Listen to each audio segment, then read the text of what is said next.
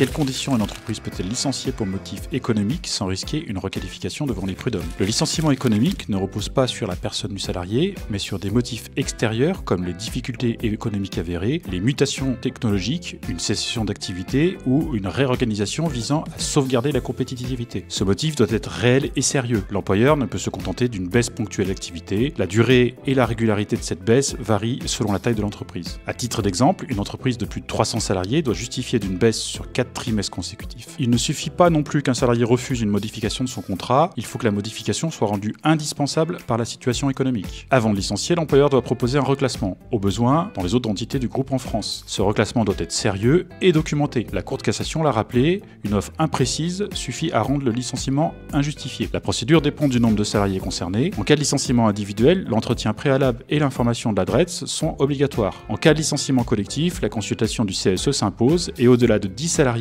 un plan de sauvegarde de l'emploi doit être mis en place. Le salarié licencié bénéficie d'une indemnité au moins équivalente à l'indemnité légale, d'une priorité de réembauche et peut recevoir une allocation spécifique s'il accepte un contrat de sécurisation professionnelle. Depuis janvier 2025, une exonération d'impôt sur le revenu s'applique à certaines indemnités reçues lorsque le plan de licenciement est annulé, à condition que le salarié ne soit pas réintégré.